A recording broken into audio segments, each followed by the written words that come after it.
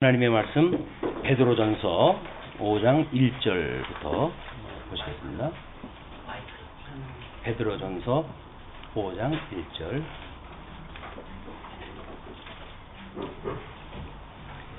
1절. 너희 중 장로들에게 권하노니 나는 함께 장로된 자요 그리스도의 고난의 증인이요 나타날 영광에 참여할 자니라. 너희 중에 있는 하나님의 양무리를 치되 억지로 하지 말고 하나님의 뜻을 따라 자원함으로 하며 더러운 이득을 위하여 하지 말고 기꺼이 하며 맡은 자들에게 주장하는 자세를 하지 말고 양무리에 본이 되라. 그리하면 목자장이 나타나실 때에 시들지 아니하는 영광의 관을 얻으리라. 자, 우리 이제 베드로전서의 마지막 부분으로 들어서게 되어집니다. 베드로서의 전체적인 그 내용을 우리가 전인 생활로 우리가 고린도전서의 주제를 가지고 잡았어요. 이 중에 첫 번째 이거에 대한 기초가 무엇인가? 이것이 우리 이스라엘 백성들이 우리 하나님께서 약속하신 대로 우리 가나안 땅에서 애굽으로 내려가 가지고 400년 동안의 종노릇을 했잖아요. 여기서 출애굽을 갖다 했을 때, 이 광야로 출애굽을 갖다 했을 때 이들이 여기서 얻었던 기쁨, 그 기쁨이 우리 예수 그리스도를 영접을 했던 그런 내용입니다. 그렇기 때문에 그런 기쁨을 가져야 된다는 거예요. 이런 그 기쁨을, 이 기쁨이 우리가 거듭나고 중생되어졌던 그때 이 기쁨이야말로 우리 주님 오신 날까지 붙들려 있다고 하는 이런 그 생활의 기초가 되어진다. 또 하나는 이런 그 기쁨이 있지만 광야 생활 40년 동안에 우리 끊임없이 고난을 당해요. 근데 그 고난 동안에 우리의 이 고난에 여전히 이 기쁨을 유지를 갖다 하라는 겁니다. 이 환난 중에 너희를 온전히 기뻐하라. 그러면 이 기뻐할 수 있는 것이 전인 생활의 기초가 되어지는 거예요. 예수님을 믿으면서 기쁨이 없다는 이야기는 예수님을 믿지 않는다는 이야기니까, 그래서 예수님을 믿는다고 하는 그 이야기는 기쁨이다. 심지어 우리 이런 환난 날에도 너희들이 온전히 기뻐하라고 하는 것이 전인 생활의 기초입니다. 두 번째 이제 목적으로 주어진 것이 뭐냐면 전인 생활의 목적. 이게 첫 번째 하나는 거룩하게 되어지기 위해서 하나님께서 우리로 하여금 전인 생활을 다 하게 하신다는 거죠.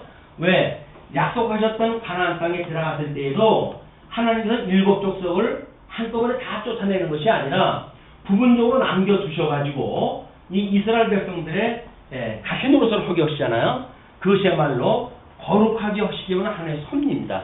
그걸 베드로전서에서 이런 논리를 따라가지고 전인 생활의 이 목적이라고 하는 것은 거룩하게 하기 위함이다. 그렇게 이야기를 해요.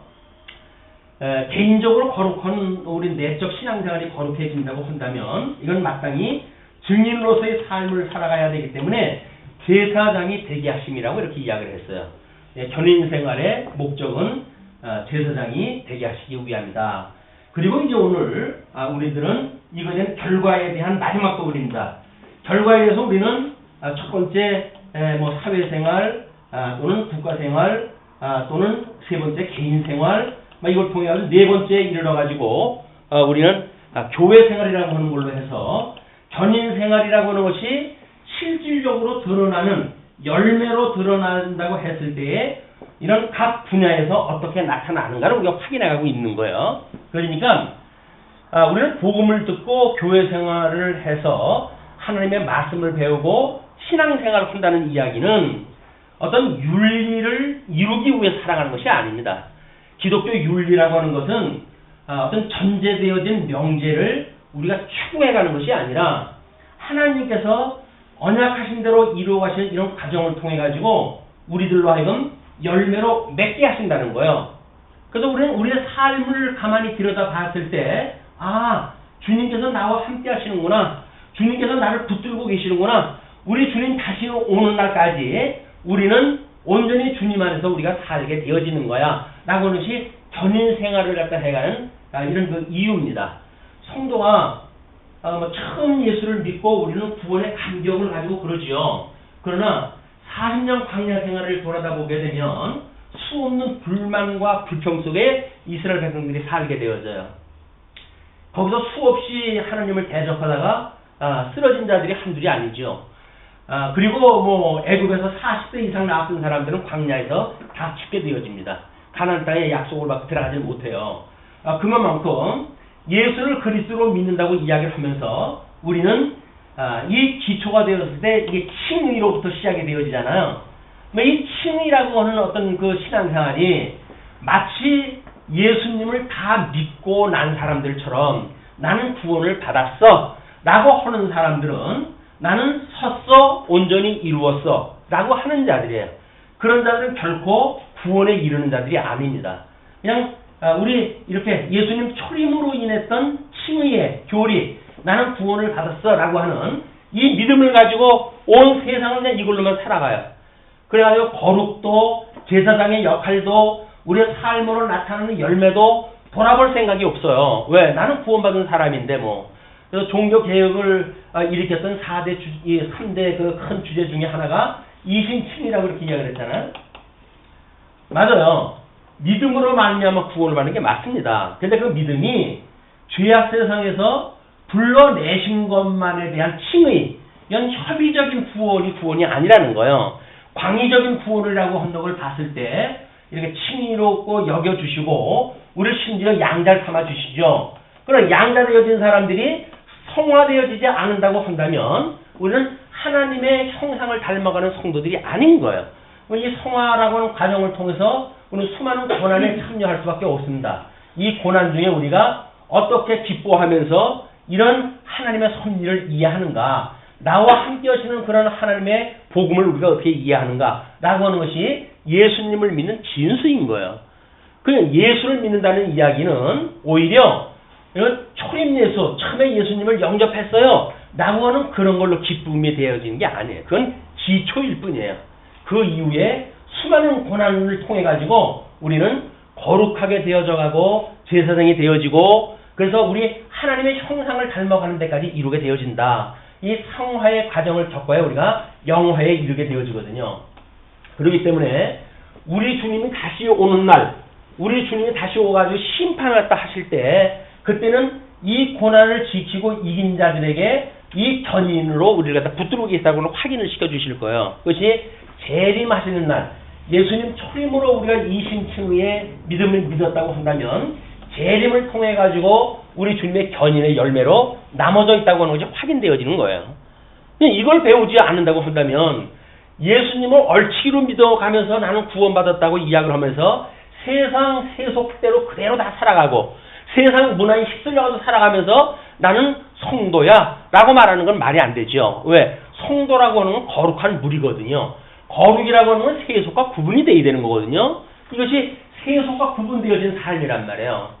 그런데 세상 사람들 살아가는 거고 똑같이 살면서 나는 구원받았어 라고 말한다고 한다면 나의 어떤 확신, 나의 신념은 될 수가 있을지 모르죠.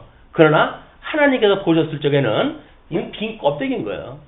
우리 주님 다시 오는 날 거기로부터 우리 심판으로 오신다고 그러지 않았어요? 우리 신앙 고백을 했다 할 때. 근데 신앙 고백을 했다 할 때 너는 뭐다 왔니? 그럼 뭐라고 대답을 하실 건가요? 우리는 열심히 이것도 하고 저것도 하고 그랬을 거예요. 그런데 그렇게 했을 때 주님께서는 우리를 그냥 난 너 모르겠다 이렇게 이야기를 합니다. 끝까지 우리가 뭘 믿어야 된다는 겁니까? 우리 믿음으로 구원을 갖다 얻는다고 그랬으니까 주님께서 이렇게 해 가신다고 하는 걸 믿는 거예요. 이걸 믿는 믿음, 이것이 믿음으로 믿음에 이르게 되어지는 복음의 정의입니다. 복음이라고 하는 거는 우리 예수님이 이렇게 초림으로 이루었던 이런 그 믿음대로 우리 믿음을 주신 대로 이렇게 우리 주님 오시는 날까지 이걸 믿고 아무리 세상에 우리가 거슬려 사는 한이 있어도 애매한 고난을 받아도 우리가 불이익을 당해도 나는 주님을 믿는다고 하는 이런 그 믿음으로 세상을 살아왔어요 라고 해서 주님한테 가면 우리는 그렇게 대답을 할 거예요. 저는 예수님 믿었던 밖에 아무것도 없습니다. 한 게 없어요. 그냥 예수님 믿은 거예요. 이 믿은 것이 열매로 맺어졌을 뿐이지 내가 맺은 게 아무것도 없거든요. 왜? 우리는 그냥 가지일 뿐이니까. 우리 포도나무이신 예수 그리스도에 접혀져 있는 가지에서 맺어지는 열매를 지금 우리가 확인하고 있는 겁니다. 자, 그러면 이제 오늘 우리 5장에 들어가가지고 교회 생활의 첫 번째 문제가 뭐냐면 장로들은 자원함으로 양머리를 치며 본이 되라고 이렇게 이야기를 하잖아요. 자, 이제 우리 사도 베드로가 우리 예수님 이 땅에 이제 성육 주인 돼가지고 공생애를 시작을 했다 했을 때 갈릴리 호수에서 고기를 잡던 어부 출신이에요. 근데 그 고기를 잡던 베드로에게 예수님이 찾아왔어요. 그러면서 그 고기 잡는 우리 그 베드로에게 사람을 낚는 어부가 되게 내가 해주겠다. 이렇게 이야기를 합니다. 그러면 사람을 낚는 어부가 되어진다고 그랬더니 자기의 있던 거를 다 버리고 예수님을 따랐어요. 자기 생업을 가지고 뭐 이렇게 한 것이 아니라 그냥 다 버리고 예수님을 따라다닌 거야. 근데 이 목적을 이루기 위한 그의 생활이 다 되어진 거죠. 그러나 3년 동안 예수님을 따라다녔고 수제자로 예수님한테 뭐 무슨 일만 있으면 제일 앞서가지고 나랬던 그 베드로인데 예수님이 십자가에서 이제 돌아가시기 위해서 재판을 받게 되어졌는데 베드로가 거길 찾아갑니다. 그런데 어린 여종이 너도 그들과 한패냐? 라고 물어봐요. 라고 했을 때 나는 아닌데 아니라는 거예요. 3년 동안 공생했을 때 거기 따라다녀가지고 하나님 나라와 하나님의 의에 대해 끊임없이 배웠어요. 그러나 죽음이 이제 목전에 지금 당해져 있는 거 아닙니까? 이거는 나는 그를 모른다 라고 해가지고 저주까지 했어요. 저주까지 그것도 3번씩이나 저주를 갖다 했던 베드로에게 우리 예수님께서 이제 부활하셔가지고 베드로를 찾아갑니다. 어디로 가 있을까요? 예수님이 불렀을 그냥 그 갈릴리 호수가에 가가지고 그대로 고기 잡고 있어요. 달라진 거 아무것도 없습니다. 그냥 그걸로 끝났으면 끝나는 거지요. 그러나 우리 주님께서 그 베드로에게 묻습니다. 이제 베드로의 고기를 갖다 잡아가지고 뭐 153마리 잡았다고 이렇게 이야기를 하잖아요. 모나비엄 숫자입니다. 153. 그럼 그걸 가지고 이제 베드로한테 묻혀서 숯불에다가 고기를 갖다 구워가지고 식사를 갖다 제공했다 해요. 묻습니다. 세상 사람들이 주님에 대하여는 뭐 살아난 요한이라고 그러기도 하고 선지자 엘리야라고도 그러고 그렇습니다. 라고 이야기를 했더니 요거는 이제 이 부활하기 전의 이야기예요. 부활하기 전에 물어봤더니 그렇게 이야기를 합시다. 그랬더니 예수님이 묻습니다. 너는 누구라고 그러니? 제자들은 물어봐요. 세상 사람들이 뭐라고 말하는 건 중요하지 않아. 너는 뭐라고 나는 생각을 하는데 그랬더니 주는 그리스도시요 살아계신 하나님의 아들이십니다. 라고 신앙을 고백을 했잖아요. 그랬더니 이제는 널 베드로라고 이렇게 반석이라고 너의 이름을 반석이라고 내가 부르겠다. 시몬아 내가 너의 이름을 베드로 반석이라고 부를 텐데 그 반석 위에다가 교회를 세울 거야. 이 교회는 음부의 권세가 무너뜨리지 못하는 교회를 세울 것이다. 라고는 이 약속을 갖다 했는데도 불구하고 예수님이 돌아가신다고 했을 때 죽음이 목전에 오니까 예수님을 3번씩이나 부인을 갖다 했단 말이에요. 그런 그 부인했던 자기 그 자신이 얼마나 초라하겠어요. 근데 부활해가지고 예수님께서 그 베드로를 갖다 부르신 거예요. 그러면서 3번씩이나 부인을 갖다 했으니까 베드로야 너는 나를 사랑하니? 라고 묻습니다. 그랬더니 뭐 자기도 헌거가 있는데 어떻게 그렇게 대답을 하고 있어요. 그랬더니 제가 주님을 사랑하는지 주님께서 아시잖아요. 주님께서 아는 사람이 그래? 아는 사람이 예수님 뭐 돌아가시고 십자가에 그 못 박아 돌아가셨다고 해가지고 곧바로 가가지고 금을 던지고 고기 잡아 먹겠다고 그럽니까? 그건 아니란 말이에요. 아닌 거예요. 근데 예수님께서 그래 사랑한다고 그러니까 내 이제 어린 양을 먹이라 이렇게 이야기를 합니다. 어린 양을 먹이라. 근데 그걸로 해도 끝났으면 얼마나 좋겠어요. 근데 예수님이 또 묻습니다. 베드로야 너는 나를 사랑하니? 근데 이 베드로가 제가 사랑하는지 주님께서 아시잖아요. 3년 동안 같이 있었으면서 그걸 말로 해야 됩니까? 뭐 그런 생각이겠죠. 뭐 3번씩 뭐 부정했다고 하는 건 다 덮어놓고 예수님한테 그렇게 이야기를 하니까 그래 그럼 내 양을 치라 이렇게 이야기를 해요. 예수님이 짓궂으신 겁니까? 또 한 번 묻습니다. 베드로야, 너는 나를 사랑하니? 덜컥 겁이 났어요. 도대체 뭐냐 이게. 3차례 묻을 때에는 이게 분명히 무슨 의도가 있구나. 그러나 뭐 헐 대안이 없잖아요. 내가 주를 아는 줄 주께서 아십니다. 주를 사랑하는 주께서 아십니다. 그랬더니 내 양을 먹이라 이렇게 이야기를 해요. 그러니까 내 양을 먹이라, 내 양을 치라 라고 약속을 갖다 했어요.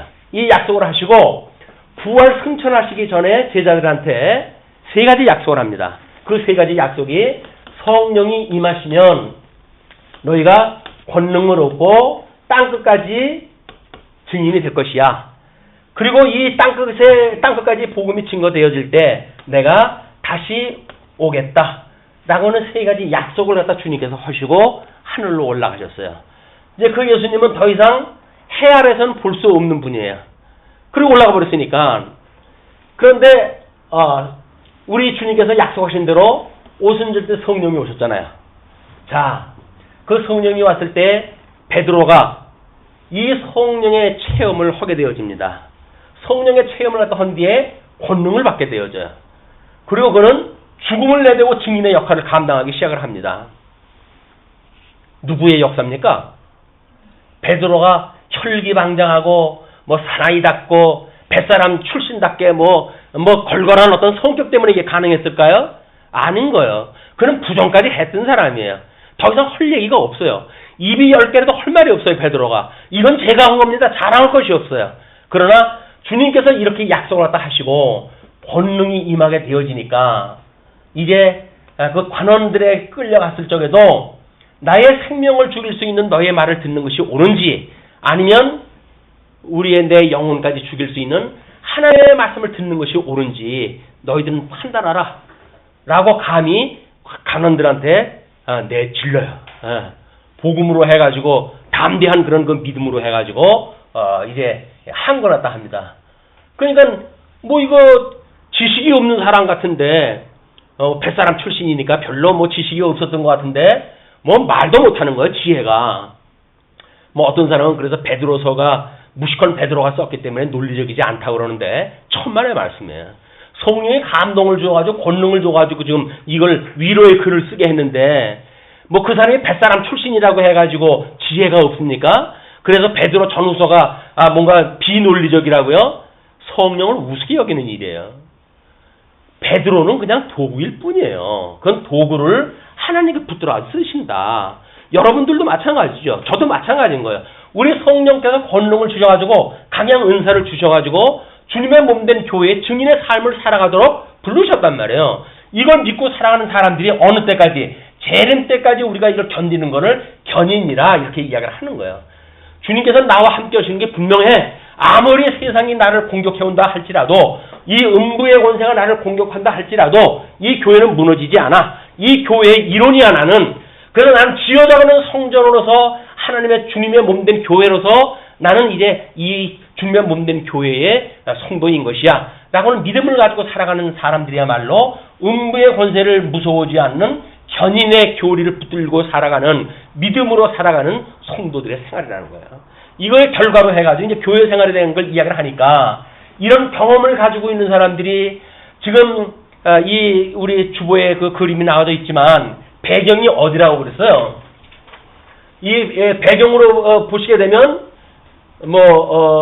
이렇게 해가지고 지금 이 흑해가 있고 이 아시아 반도 이 북부 지역 안에 이 아시아 반도 근데 이쪽에 뭐 바벨론 쪽에서 해가지고 이 아시아 반도로 해가지고 이제 복음을 증거하게 했으니까 실루아노를 통해 가지고 이쪽으로 해가지고 아시아 지역에 복음을 증거하는 이런 그 내용으로 지금 우리가 서른 부분을 공부를 했단 말이에요.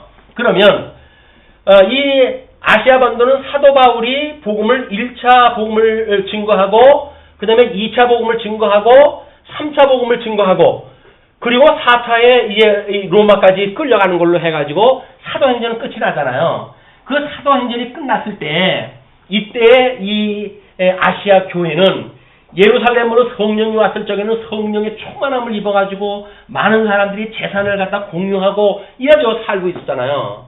그런데 주님께서 약속하신 건 뭡니까?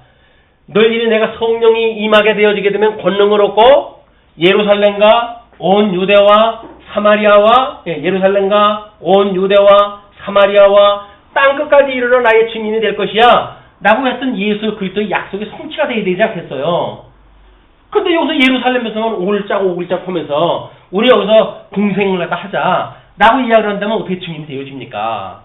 그러니까 하나님께서 이 언약을 이루시기 위해 가지고 예루살렘에 박해가 시작되어지는 거예요. 우리에게 당하는 고난 의미 없는 게 아니에요. 우리들로 하여금 하나님의 사람으로 만들어 가시기 위한 하나님의 적극적인 애정 표현이에요. 내가 너를 사랑한다 라고 확신을 주시기 위한 이런 섭리란 말이에요. 근데 우린 조금만 배가 고프면 배가 고파요. 먹을 걸 줘요. 뭐 입을 것이 떨어졌어요. 뭐 잘 것이 없어요. 이렇게도 우리 고민할 거 한단 말이에요. 의식주라고 하는 그런 그 문제, 뭐 이런 그 문제에 우리들의 모든 삶이 거기에 전철이 돼버렸으니까 예수 믿고 살아간다고 하지만 예수 믿고 살아가는 것이 아무것도 없는 거예요. 뭐 예수 믿으면 복 준다고 그러니까 11조 내면 뭐 10배, 100배 튀겨준다고 그러니까 그래야지 교회 생활을 하는지 모릅니다. 그거는 하나님을 흥정하는 거예요. 장사하는 거예요. 내가 이만큼 투자할 테니까 나 이만큼 살게 해주십시오. 아니 하나님이 왜 손해나는 짓을 못으로 해요? 지네들부터 지혜가 없어가지고 아닌 거예요. 그런 식으로 예수님을 매도하면 안 됩니다. 예수님은 하나님이신 분이에요. 하나님 당신의 영광을 계시하시기 위해서 이 땅에 오신 분인데 이분이 지금 이런 걸 통해 가지고 당신의 영광을 계시하시겠다는 거 아니겠어요? 아, 주님은 여전히 우리와 함께 계셔서 십자가에서 죽으신 걸로 끝나는 것이 아니라 우리 주님의 몸된 그 교회의 성도들이 그 고난에 참여하는 걸 통해 가지고 아, 나는 예수님 죽으심에 참여되어졌어요 라고 하는 걸 우리의 삶을 통해서 고백하게 하심으로 해가지고 그걸 구원을 갖다 해가신다. 예수 믿는 사람들한테 고난이 없다고 한다면 거짓말이에요. 예수를 믿는데 어떻게 고난이 없어요? 세상 사람들이 미워하는 것이 예수님 미워해가지고 죽인 거 아니겠어요? 근데 그 예수님을 믿는다고 그러는데 세상이 좋아한다고요? 아니죠. 예수 믿는다고 그러면 세상이 다 싫어해요. 근데 예수 믿는 사람들을 박혀하는 거예요. 음부의 권세들이. 근데 우리는 어떻게 세상 사람들하고 뭐 화해를 갖다 해가지고 배고픈 사람 밥 주면서 뭐 비유 맞추면서 이렇게 신앙생활을 한다고요? 그건 신앙생활이 아닌 거예요. 뭔가 박해를 피하기 위한 수단이지. 자, 이렇게 복음 증거를 다 하기 위해서 예루살렘을 박해했을 때 이 로마의 그때 로마 제국의 이제 그 치하에 있을 때인데 네로 황제에 의해 가지고 아주 이 기독교 또는 뭐 유대인들까지도 박해가 매우 심각했을 때예요. 60년대 초반에 지금 베드로가 이 편지를 썼다고 그러지 않았습니까? 그럼 사도 바울은 지금 1차, 2차, 2차 전도 여행이 끝나고 2차 전도 여행을 떠날 때 이가 지금 아시아 쪽으로 가려고 그랬잖아요. 성령께서 막으시잖아요. 거기 가지 마. 그리고 이 마게도니아 지역에서 사람 하나가 이리 와서 나를 구원해 주세요라고 손짓을 한단 말이에요. 그래서 아시아로 가려고 그러던 걸 방향을 틀어가지고 지금 이쪽으로 건너가지고 2차 전도 여행을 딱 한 거 아니에요? 거기서 루디아를 만난 거예요. 루디아 전도회가 뭐 아시아가 이 복음화가 되어지는 첫 관문에 루디아라고 하는 여인을 만나가지고 이 놀라운 복음이 세계화가 시작이 되어졌다. 이렇게 되어졌을 때 왜 하나님께서는 이 바울로 하여금 이쪽으로 가게 하지 않았을까? 이건 베드로가 이미 다 일을 하는 걸 하나님이 다 준비가 다 했거든요. 다 영역 하나님이 다 준비해 놓으신 거예요. 그러니까 자기 갈 길을 가야 되는데 이거 배 타고 건너가기 싫다고 해서 이쪽으로 돌아가려고 그러니까 고난받는 거 싫어? 그래가지고 이쪽으로 가려는 거야? 배 타고 고난받더라도 건너가. 건너간 거예요. 자, 이 아시아 지역에 지금 흩어져 있는 나그네들입니다. 이 나그네가 베드로가 네로 황제로 인해 가지고 엄청난 박해가 되어졌을 때 이 네로가 이 짐승권세 아닙니까? 음부권세라는데 이 음부권세는 짐승권세와 음료권세로 둘로 구분할 수가 있어요. 베드로전서는 이 네로 황제로 인한 짐승권세의 공격을 받는 때라고 한다면 베드로 후서는 음료권세에 의해 가지고 내부에 이런 신앙적인 질서가 깨지고 있을 때예요. 그때 이 어떻게 세상 종말이 이룰 것인지에 대한 것을 설명을 하게 되어지는데 이렇게 되어진 그런 그 입장에서 흩어져 있는 사람들한테 지금 이 예루살렘에서 흩어져 있는 사람들이니까 자기가 예수님 돌아가신 뒤에 다시 갈릴리에 가지고 고기 잡든 거나 다를 게 뭐가 있겠어. 이 사람들이 고난받으면 살아가는 일이 정말 자기를 보는 것처럼 보일 거 아닙니까? 이렇게 해가지고 사도 되어졌던 우리 베드로가 장로들한테 권면을 하는 거예요. 지금 설득력이 있다고 보여지지 않습니까? 그 정도의 어떤 내공의 훈련이 있는 이런 그 베드로가 지금 흩어져 있는 나그네들한테, 거기에 특별히 그 교회의 장로들한테 이렇게 이야기를 하는 거예요. 너희 중 장로에게 권하노니 나는 함께 된 장로요. 우리 이 베드로는 사도 아니에요? 근데 사도가 자기를 장로라고 이렇게 이야기를 해요. 물론 여기 때 감독이라고 하는 그런 그 사람들도 이제 있게 되어지죠. 이때 사도는 삼직을 다 가지고 있는 사람들이에요. 그리스도에 가지고 계셨던 삼직을 다 가지고 계셨어요. 그래서 가르치는, 지금 우리들이 하는 목사가 하는 가르치는 일, 장로들이 하는 장로들이 하는 치예하는 일들, 또는 집사가 하는 일들, 이런 그 모든 일들을 사도들은 자기가 전부 전체를 다 했던 거라 그랬어요. 그런데 이 예루살렘 생활 때 했을 때 지금 집사들한테 자, 우리는 기도하는 일과 이제 성경 연구하는 일에 전무할 테니까 너희들은 구제하는 일을 갖다 해라. 하여튼 7 집사를 갖다 세워줘가지고 독립 그런 그 은사를 갖다 인정을 해가지고 나누어줬어요. 그 뒤에 이제 이 베드로, 이 사도 바울은 복음을 증거하면서 각처의 교회를 세우고, 교회를 세우는 곳마다 장로들을 세우게 되어져요. 이 장로를 세워가지고 그 성도들로 하여금 다스리는 일을 갖다 하게 하신 거죠. 왜냐? 지금 우리 주님께서 내 양을 어떻게 하라고 그랬어요? 내 양을 먹이라고 그러잖아요. 내 양을 치라고 그러잖아요. 그래서 이 먹이라고 하는 것이 우리가 목양이라고 이렇게 이야기를 하고, 치라고 하는 것을 치양이라고 하는 거예요. 양을 우리가 치리한다라고 하는 그런 맥락에서 이렇게 되어졌지만, 사도 말기 때 가면 이것이 이제 분화가 되어지기 시작했다 해가지고, 성경 기록기가 완전히 끝나면, 성경 기록기가 끝나게 되어지면 목사, 장로, 그 다음에 집사, 이 3가지의 그런 그 직임으로 해가지고 완전히 고정이 되어지는데, 사실 목사라고 하는 것은 성경에 없어요. 목자로 나와져 있지 목사가 없으니까, 목자라고 하는 그런 그 목사 일과 먹이는 일과, 그 다음에 장로라고 하는 그런 그 치는 일과, 그 다음에 집사들이 있는데, 흔히 우리는 목사를 목회장로라고 이야기를 하고, 이렇게 하는 사람들을 치리장로라고 이렇게 이야기를 하고, 이 치리장로, 이거는 목양장이 목회장로 이렇게 이야기를 하면서, 목회장로는 치리를 겸할 수 있다 이렇게 이야기를 해가지고 뭔가 장로와 목사가 수직관계로 이제 들어서기 시작을 한 거예요. 원래 주님께서 주시는 모든 은사는 횡적인 겁니다. 공평한 거예요. 목사나 장로나 집사나 다 똑같은 그 은사를 받아서 하는 일이란 말이에요. 그런데 점점 진리를 왜곡시키기 시작하는 일들이 자기의 역할을 강화시키는 일들이에요, 이게. 우리는 어떤 직임을 맡는다든지 행정부가 왜 조그만 행정부를 지향하는데도 불구하고 3년차, 4년차 가면 점점 행정부가 커집니까? 이런 이유예요. 자기의 밥그릇을 챙기기 위해서는 자기의 어떤 그 밑에 있는 부서, 뭐 이런 자기의 영향력을 크게 맞추기 위해서는 부서가 넓어야 될 거 아니겠어요? 자꾸 만들게 되어지는 거예요. 명분은 있죠. 요를 세분화하고 뭐 더 강화시키고 하는 명분은 있지만 결국은 자기 힘을 갖다가 키우는 그런 방법이다. 세속적인 방법이에요. 그런데 안타깝게도 지금 우리 한국교회에서는 치리를 목사도 하고 장로도 하고, 그 장로는 목양을 못하니까, 목회를 못하니까, 그러니까 장로는 할 수 없이 이 목사의 권위 아래 들어갈 수밖에 없는 거예요. 이건 잘못되어진 겁니다. 이거는 횡적으로 되어져야 돼요. 그래서 이 모든 장로가 치리를 갖다 하고, 목사는 뭐예요? 성경 공부하는 일과 기도하는 일을 전부 갖다 해야 돼요. 그래서 딴 거 하지 말고, 딴 거 하려고 바빠가지고 온통 뭐 그냥 교회를 힘들게 만드는 거 아닙니까 지금? 이 목사님들이 성경 연구하고 성경 가르치는 일만 하게 되면 교회가 어지러울 일이 없어요. 은사 받은 사람들이 다 있는데 어려운 잘 알아서 할까요? 근데 이런 목사들이 뭘 한다고 해가지고 뭐 그냥 뭐 이렇게 교회에 어려움들이 지금 만들어진 겁니다. 그래서 이런 그 일들이 이 장로의 심정을 가지고 나도 장로다 라고 이야기를 하면서 장로들한테 권면하는 이런 베드로의 정신이 무엇인가를 우리는 지금 여기서 봐야 된다. 사도예요. 모든 걸 다 주장할 수 있는 사도예요.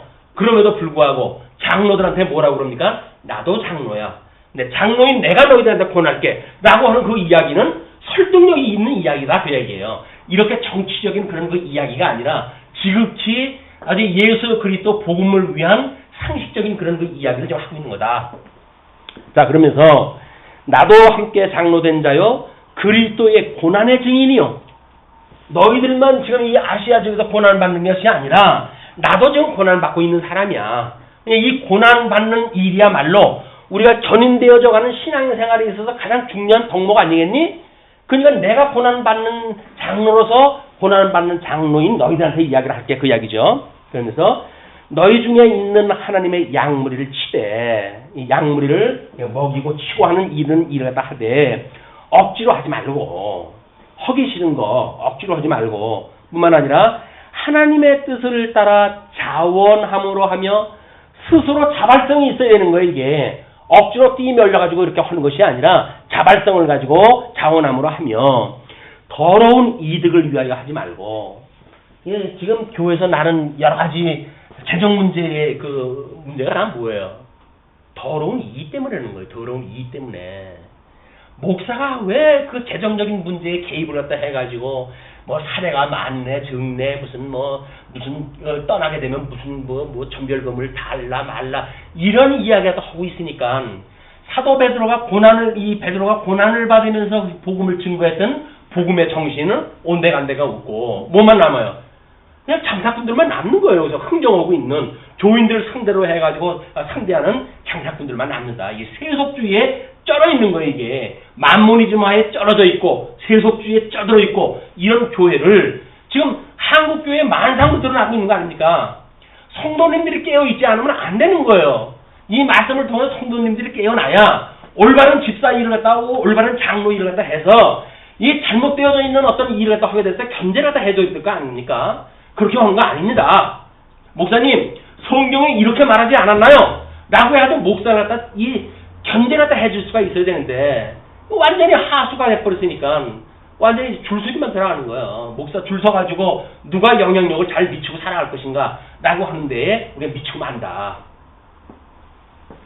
자, 그런데 뿐만 아니라 그 맡은 자들에게 주장하는 자세를 하지 말고 주장한다는 건 뭐예요?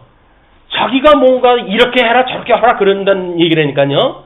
그러지 말라는 거예요. 왜? 머리 대신 그리스도가 있는데 왜 자꾸 니네들이 주장을 하려고 그러냐. 그럼 난 뭐하게. 주님께서 그 얘기 하시는 거예요 지금. 근데 전부 사람들은 조금만 뭐 직급이 올라가고 신앙생활 조금만 경험이 좀 많고 그러면 당장 하수를 담잖아요.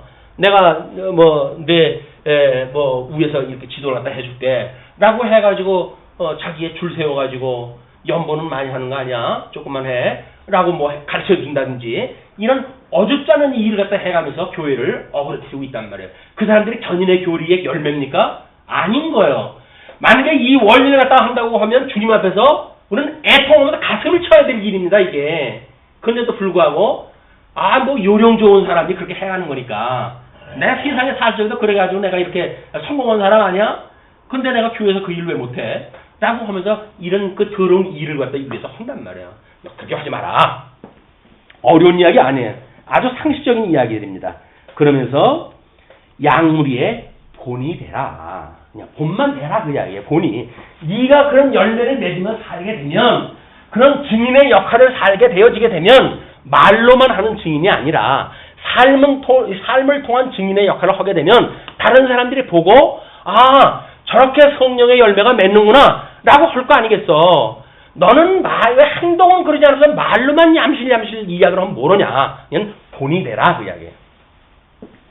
자, 그러면서 이제 그리하면 그렇게 이렇게 너희들이 하게 되면 목자장이 나타나실 때 그래서 예수 그리스도를 갖다 뭐라 그럽니까? 이분을 목자장이라고 해요. 목자장. 왜 특별히 목자장이라고 표현을 쓸까요? 너희들 목자로 해가지고 너희들 이렇게 먹이고 치라고 이야기를 했으니까 이거를 주관하는 것이 내가 너희를 갖다 주관할 거야. 그러니까 너희들이 직접 먹이고 너희들이 치는 게 아니란다. 내가 너희들 성령에게 이렇게 성령의 은사를 주어가지고 또는 성령의 능력을 주어가지고 이런 일을 하게 할 테니까 하는 거를 천상에서 내가 이걸 다 할 것이야. 왜? 내가 보낸 성령에 의해서 이게 가능하니까. 그런 그 이야기죠. 그러면서 목자장이 나타나실 때에 시들지 아니하는 영광의 관을 얻으리라. 시들지 않는 영광의 관. 그것이 견인의 교리에 의해서 영화에 이르게 되어지는 복이란 말이에요. 영화에 이르게 되어지는 하나님의 영광의 참여가 되어지는 이런 그 복을 주겠다. 그런 그 이야기죠. 자, 그러면서 5절부터 이제 6절까지는 젊은 자는 겸손히 장로들에게 순복하라고 이렇게 가르치죠. 자, 젊은 자들아 이와 같이 장로들에게 순종하고, 여기서 젊은 자들에게 이야기하는 것하고 장로는 이 장로가 아닙니다. 여기에 지금 사도 바울이 나도 장로인데 장로인 너희들한테 권한다라고 하는 이 장로들이 아니에요. 젊은 자들이 이와 같이 장로들에게 순종하고 하는 그 장로들은 나이가 많은 연로한 그 교회에서 나름대로 연배가 있는 그런 자들에게 순복하라 그 이야기예요. 자, 이 단어는 우리가 어차피 헬라어로 해서 그런 그 같은 의미를 가지고 있는 거기 때문에 번역을 했을 때 같은 말로 번역을 했지만 그 의미는 연장자인 어르신네들한테 그런 그 이야기예요. 장로들에게 순종하고 다 서로 겸손으로 허리를 동이라. 허리를 동이라고 하는 것은 겸손의 징조예요. 그러니까 우리 예수님께서 허리를 동이고 제자들의 발을 씻겨주시잖아요. 그것이 겸손한 일을 갖다 하는 하인들의 모습이란 말이야. 하인들. 아니 하인들이 일을 갖다 뭐 열심히 해야 되는데 뭐 허리띠도 안 매고 대충 헐레당 벗고 그래가지고 이게 주인 앞에 선다고 그러면 주인 내버려 두진 않겠죠. 너 저 옷 좀 잘 입어라. 이렇게 이야기한 거 아니겠어요? 너 지금 내 앞에서 그 자세가 뭐냐? 그래가지고 그 옷을 동이고 그리고 주인을 갖다 섬기는 자세, 그런 자세로 너희들이 겸손히 주를 섬기라 그런 그 이야기입니다. 그런데 그렇게 되어졌을 때 이제 서로 교만한 이 겸손으로 허리를 동이라. 하나님은 교만한 자를 대적하실 때, 교만한 자라고 하는 그 이야기는 이 음부의 권세에게 미혹이 되어져 가지고 우리 성령의 은사, 이렇게 각양 은사를 줘가지고 성령께서 행하게 하시잖아요. 그런데 이걸 못하게 하는 사람들이 있어요. 못하게 하는 그런 그 영적 존재가 있어요. 이 뭐냐면 사단이 하는 거예요. 음부의 권세가 한단 말이에요. 사망의 권세가 자꾸 미혹을 갖다 시켜가지고, 야, 너 뭐 누구나 뭐 목사 되냐? 너 목사 되는데 기왕이면 이렇게 좀 힘세우고 살아. 라고 미혹을 갖다 하니까 기가 저렇게 탄 거예요. 그래? 라고 해가지고 이게 목사인지 잡사인지 모르게 되어진단 말이에요. 이게 이 사단에 의해 가지고 만들어진 일이니까 겸손하게 그 되어지는 일이 필요한데 그 교만한 자들을 하나님이 대적을 다 하신다. 그러나 겸손한 자들에게는 은혜를 주시느니라. 그래서 잠언서에서는 그 겸손을 우리가 패망의 선봉이라고 하는 거예요. 교만은 패망의 선봉이다. 너무 교만하면 안 돼요. 그냥 하나님, 만사가 하나님께 주신 건데 다 은혜의 선물로 받은 거 아니에요? 내 것이 아무것도 없고 다 주님께서 주신 거예요. 심지어 우리 생명, 수완까지 다 하나님 주신 거예요. 건강도 하나님 주신 거라니까요. 건강을 주셨다고 한다면 주님 나한테 건강을 주신 것은 건강하게 주의 청지기를 하라고 주셨군요. 라고 말해가지고 청지기를 갖다 해야 되는데 아이고 어떻게 내 이 노익장을 갖다 과시하게끔 저한테 노후의 건강을 주어가지고 이렇게 열심히 살아갈 수 있게끔 주셨습니까? 라고 해가지고 세상 나가가지고 자창질하고 살아가는 것이 아니라 건강을 주신 것도 주님께서 주시는 은혜의 선물이군요. 라고 믿고 사는 것이 겸손한 자세란 말이에요. 자기가 뭐 열심히 뭘 해가지고 건강을 갖다 했다는 거야.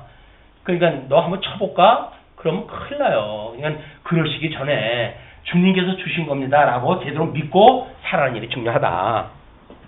그런데 그러므로 하나님의 능하신 손 아래서 겸손하라. 때가 되면 너희를 높이시리라. 왜? 우리 고난에 참여한 자들은 주님께서 이 비하의 신분에 참여했던 자들을 승리의 신분에 참여케 한다 그랬잖아요. 우리 이 거룩에 대한 그런 목적을 갖다 이루어가는 일, 주님께서는 비하의 신분을 갖다 이루셨고 승기의 신분을 이루셨는데 우리가 여기에 참여하는 것을 우리가 예수님과 함께 죽고 예수님과 함께 살았어요 라고 하는 신앙 고백 후에 우리가 이 견인의 생활을 한단 말이에요. 그러니까 우리들은 주님께서 우리와 함께 한다고 한다면 이제 때가 되면 너희를 높이실 것이야. 높이라고 하는 거는 여기서 벼슬 주어가지고 잘 먹고 잘 살게 하겠다는 이야기가 아니라 이런 승기의 신분에 참여하게 하겠다. 신령한 승기의 신분. 그러면서 너희 염려를 다 주께 맡기라. 이는 그가 너희를 돌보심이라. 이거 지금 우리가 사는 줄 알았잖아요. 근데 누가 돌보신다는 거예요 지금? 주님께서 다 돌보신대요. 그래서 우리가 이 사도신경을 외울 때마다 뭐라 그래요? 우리 독생자 예수 그리스도를 믿사오니 우리 이 예수 그리스도 성령으로 잉태하사 동정녀 마리아에게 나시고 고난을 받으사 십자가를 못 박아 죽으시고 사흘 만에 부활하사 하늘에 오르시고 그리고 하나님 보좌 우편에 앉아 계시다가 거기로부터 우리를 심판하러 재림하실 것을 믿습니다. 예배 드릴 때마다 우리가 이 고백을 갖다 해요. 그럼 우리 주님 지금 부활해가지고 승천을 하셨어요. 요거는 성경에 기록되어 있으니까 역사적으로 우리가 믿는다고 한다면 지금 어디 계신 분이에요 이분은? 우리 주님, 교회 머리 되신 주님은 어디 계신 거예요? 하나님 보좌 우편에 계시다니까요.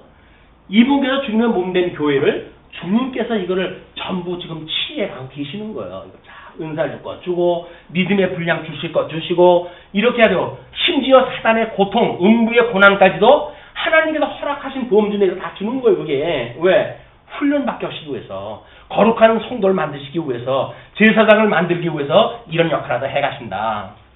그러니까 고난을 너희들이 당한다 할지라도 하나님께서 주님께서 너희들을 보살펴 주실 것이야. 그런 그 이야기입니다. 그러면서 8절 우리 8절에서부터는 그 염려를 주께 맡기라고 했던 그런 그 이야기인데, 그러면서 근신하라 깨어라 너희 대적 마귀가 우는 사자같이 두루 다니며 삼킬 자를 찾나니. 이게 영적으로 우리가 시대를 분별해야 될 일이란 말이에요. 지금 이 음부의 권세가 무너뜨리지 못하는 교회를 세운다고 그랬잖아요. 우리는 지금 주님의 몸된 교회 생활을 하고 있어요. 이런 우리 실질적으로 견인의 삶을 통해 가지고 신앙생활을 통해 가지고 이런 교회 생활을 하고 있단 말이에요. 그 교회에 누가 지금 끊임없이 공격을 하고 있어요? 음부의 권세가 공격을 하지요. 왜 교회에 이단들이 이렇게 공격을 할 때 해 들어옵니까? 하나님께서 시켜주시는 거예요. 그리고 거기 걸려 넘어질 때는 걸려 넘어져라 그 이야기예요. 알맹이도 않고 쭉쟁이가 거기 끼어있냐? 너는 의복도 안 입은 애가 왜 여기 있어 내 잔치에? 너는 세상 밖으로 쫓겨나야 돼. 밖에서 울며 이를 갈미 있으리라. 주님께서 약속하신 대로 내쫓기 위한 거란 말이에요. 주님께서. 주님의 몸된 교회에 이단 무리가 들어와가지고 뭘 이런 역할을 갖다 하고 뭘 하는 거? 다 하나님께서 허락하신 보험주 안에 있는 거예요. 그런데 그걸 강제로 해가지고 뭐 색깔을 보고 구별을 했다고 합니까? 어떡합니까? 하나님의 말씀으로 우리가 먹고 무장이 되어지게 되면 하나님의 선한 뜻을 알잖아요. 그럼 들어가서 엉뚱한 소리 하는 사람들은 왜 모르겠습니까?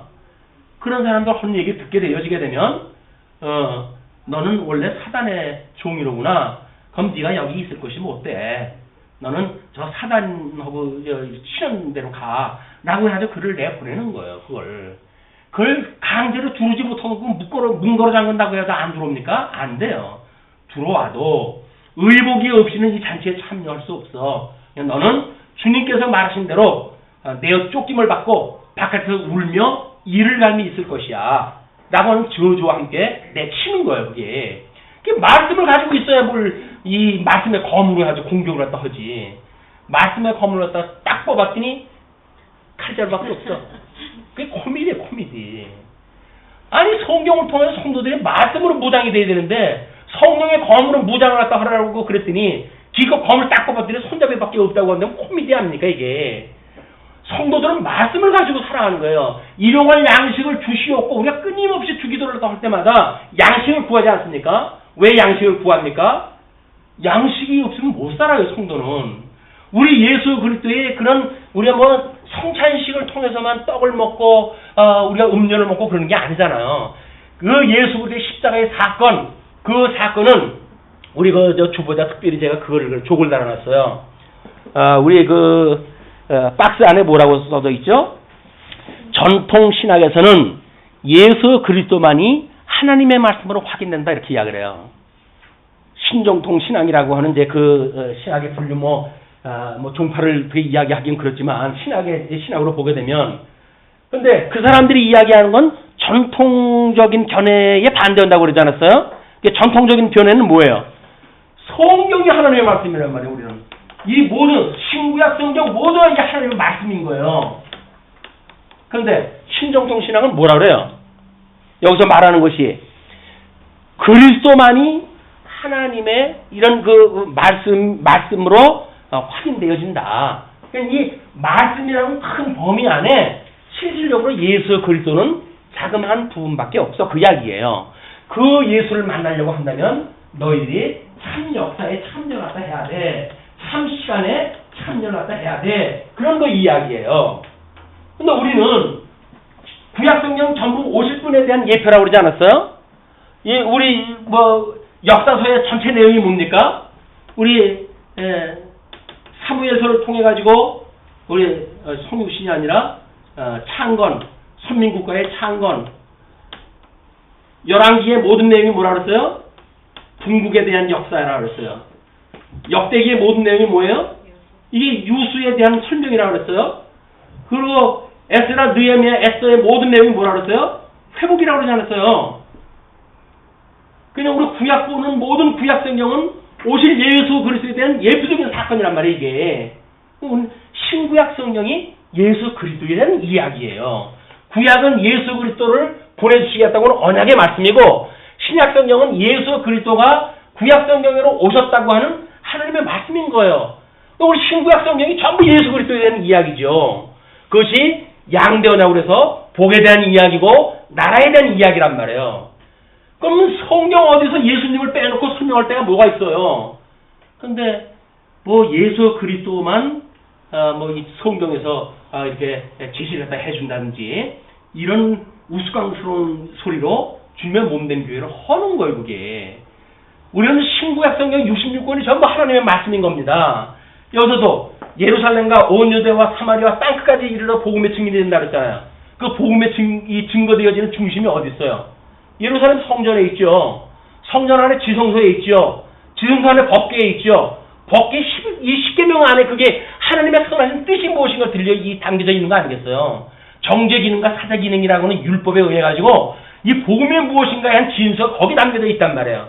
그걸로 해가지고 이 예루살렘과 온 유대와 사마리아와 땅끝까지 이런 복음이 증거되어 있다 이야기를 하는데 여기서 십자가만이 복음이라는 둥 예수 그리스도의 사건만 복음이라는 둥 이런 성경을 허무는 일이란 말이에요. 성경을 우리는 성경 66권이 다 예수 그리스도에 대한 이야기고 십자가에 대한 이야기일 뿐이에요.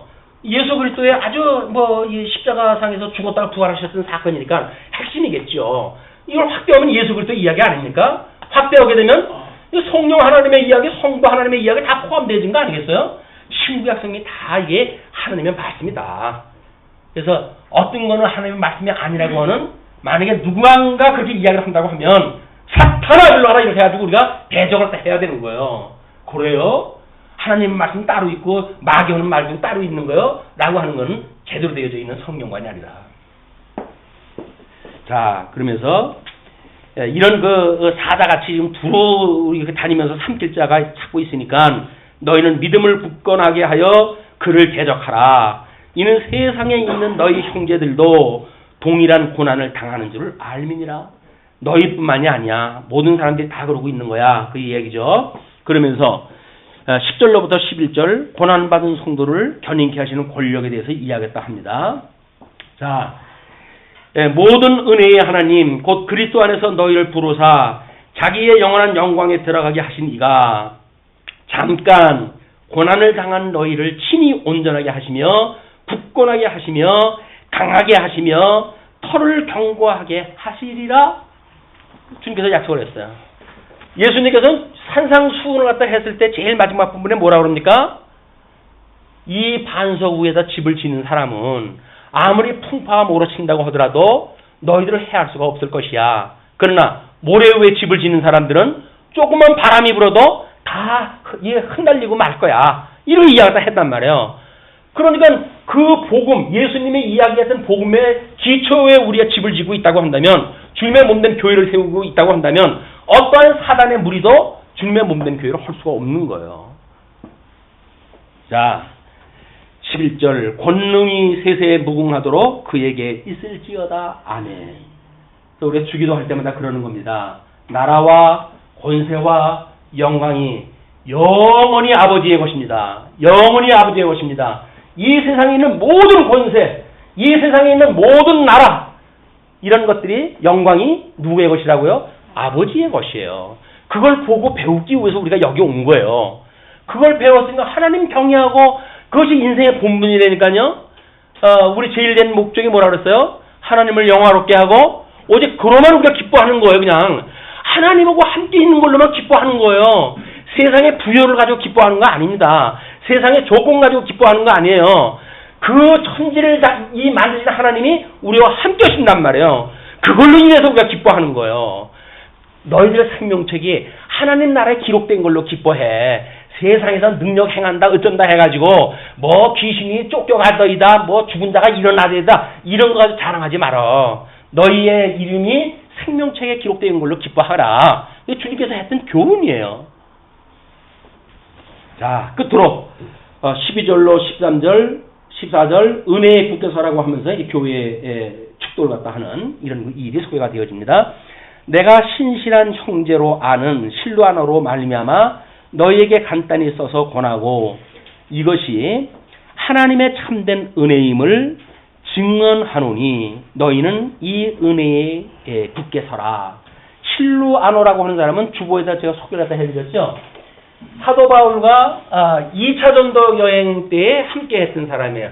2차 전도 여행 때 이제 실라라고 하는 그 이름으로 사도행전에 등장했다 하는데 지금 1차 전도 여행에서 이제 바나바하고 함께 가다가 결별이 됐잖아요. 그래서 2차 전도 여행은 지금 실라라고 하는 사람을 데리고 전도 여행을 떠나게 되어졌는데 그때 사도 바울과 동행했던 사람이에요. 이 실라는 특별히 예루살렘의 종교적인 지도자였어요. 그런데 안디옥이라고 하는 교회에 파송이 되어졌다가 사도 바울과 함께 2차 전도 여행에 동참했던 사람이거든요. 막 그도 우리 사도 바울과 못지않게 로마의 시민권. 이 사람은 시민권이 이렇게 다른 사람들과는 다르게 로마 시민권을 가지고 있던 사람이에요.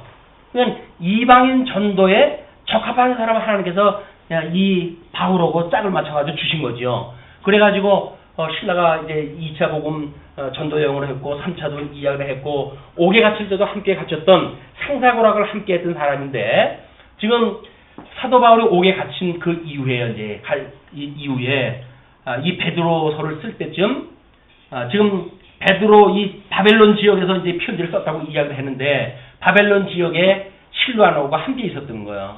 그런데 실루아노가 이 편지를 다 받아가지고 이제 썼잖아요. 이 대서를 한 거예요. 그러니까 사도 바울과 2차, 3차 전도 여행을 다 수없이 했던 신라가 가지고 있는 신학의 체계나 베드로가 가지고 있는 신앙의 체계나 다른 게 없는 거예요. 베드로가 무식해가지고 뭐 논리적으로 성경이 이상하다든지 그런 이야기하면 그건 성령을 갖다 욕보이는 일입니다. 다 하나님께서는 무식한 자 들어다 하는 그렇게 쓰신다니까요. 세상에 석탁 가지고 쓰시는 거 아니에요. 주님의 몸된 교회가 목사면 되지 왜 박사가 필요하냐고 여기서 미국에 가서 박사를 몇 개씩이나 받아와가지고 스펙을 만들어가지고 하는 거 아니에요. 그건 권위를 높이기 위한 수레니까요. 이런 수가 교회를 병들게 한다. 주님의 몸된 교회는 총회가 자기네들이 신학교를 만들어가지고 자기네 교리를 가르치는 그 성도 중에 목사가 다 양성을 다 했어요. 과거만 하더라도. 근데 세상이 점점 바뀌어지다가 보니까 총회 신학교도 문교부 인가가 나야 돼 이제. 왜? 대학 졸업장이 필요하니까. 아니 목사 일을 얻다 하는데 대학 졸업장이 뭐 필요해요. 주님께서 주셨던 성령의 그런 가르치는 은사만 있으면 되지. 세상 스펙이 그렇게 쫓아가니까 세속을 줄레줄레 따라가는 거예요. 그러니까 이제 각 총회에서도 대학교 인간한 그런 대학을 이제 만드는 거예요. 아니, 교회가 세상의 종입니까? 세상보다 더 높은 세계를 산다면요. 영원한 세계를 바라보고 산다면요. 근데 세속의 그런 자격증에 의해 가지고 가르치는 내용까지도 만약에 제한을 받는다고 한다면 그건 이미 반은 꺾인 거예요. 반은 꺾인 거. 이제는 그런 거에 연연하지 않고 어디 성경대로 가르치는 것에 대한 그 진술을 가진 자만 남을 겁니다. 왜? 그 사람은 투자한 게 없잖아요. 어느 날 성령께서 불러가지고 넌 가르치는 은사 줄 테니까 성도들 가르쳐 라고 해서 주었으니까 뭐 대학교를 나오고 박사학위 따르라고 투자한 거 없어요. 손해볼 거 없어요. 그냥 그 사람들은 그냥 맘대로 보고 이 목회 생활 할 거예요. 그러나 투자한 것이 아까운 사람들은 어떻게든지 뭔가 그걸 빼야죠. 번전을 빼야죠. 그러니까는 할 수 있나요? 교회에 뭐 투자를 갖다 하고 좀 증식을 갖다 시키고 뭐 이렇게 해가지고 뻔듯한 데에 목회 갖다 하고 자기 아내한테 목회 물려주고 이것이 지금 한국교회의 아픈 현상이란 말이야. 물론 많은 그런 보수주의 그런 그 지향으로 하는 교회에서는 이 말씀 때문에 고난을 받는 성도들이 목사님들이 꽤나 많죠. 그러나 바깥으로 드러나는 소문나는 데는 전부 이 외양을 치는다는 드러나는 거 아닙니까? 외양을 꾸미지 않는 사람은 나타나지도 않아요. 교회사에. 그냥 숨어가지고 이 복음을 증거하기 때문에 있는지 없는지 소문도 안 나요. 소문 나는 자들은 전부 이 거칠을 갖다 하는 자들이 소문을 나가지고 기독교를 심지어 개독교로 이름을 불리도록 하는 이런 사람들이 교회를 무너뜨린다는데, 교회를 무너뜨리는 사람들, 교회 성도님들이 깨어나가지고 이거 견제 갖다 해줘야 돼요. 목사님 성경이 그렇지 않은데요 라고 이해 갖다 해줘야지. 뭐 개발 자기가 하고 싶은 얘기 다 해버려도 내버려 두고 그렇게 하니까는 전부 그냥 자기가 갑인 줄 알고 그냥 교회를 휘두르는 거예요. 자, 우리 실바노에 대한 그런 그 이야기였었고, 그 다음에 택하심을 함께 받은 바벨론에 있는 교회가 너희에게 무난하고 내 아들 마가도 그리하느니라. 마가, 바나바가 이 사도 바울이 바나바하고 1차 전도 여행을 떠났을 때 이 바다를 통해 가지고 이제 갔거든요.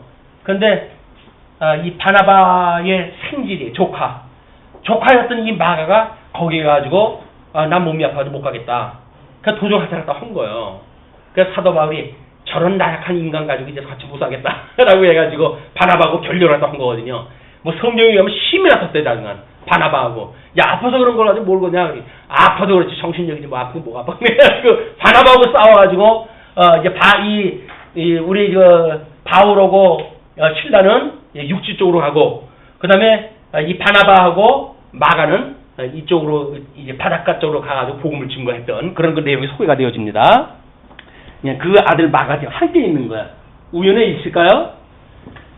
이 바울과 함께 했던 그 실바노와 그 다음에 바나바와 함께 했던 마가가 베드로와 함께 있다고 하는 것은 결코 우연이 아닙니다. 하나님께서 모든 것을 연합해서 선을 이루신다고 하는 열매를 보여주시는 사건이에요. 자, 그러면서 끝으로 너희는 사랑의 입맞춤으로 서로 무난하라. 그리스도 안에 있는 너희 모든 이에게 평강이 있을지어다. 예수를 믿고 우리가 산다는 이야기는 뭡니까? 어떤 고난 중에도 아버지 하나님과 예수 그리스도로 조차 은혜와 평강이 너희와 함께 있을지어다. 그래서 우리는 은혜를 깨달을 때마다 우리는 마음의 평강이 오는 거예요. 왜 마음의 평강이 잊어버립니까? 하나님의 은혜가 없으니까. 내가 여지껏 뭔가 노력을 해서 되어진 거니까 우리는 걱정이 되어지는 거야. 그럼 만사가 지금까지 여기까지 온 게 주님의 인도로 왔다고 우리가 찬양을 할 때마다 고백을 하잖아요. 여기까지 온 것이 주님의 은혜입니다. 그럼 앞으로 갈 곳은 마찬가지로 주님께서 인도하시는 길이에요. 그렇기 때문에 심령의 평강을 누리고 갈 수가 있는 거다. 심령의 평강이 우리 온 성도님들에게 함께 있기를 빌면서 말씀 드리겠습니다. 기도하시죠.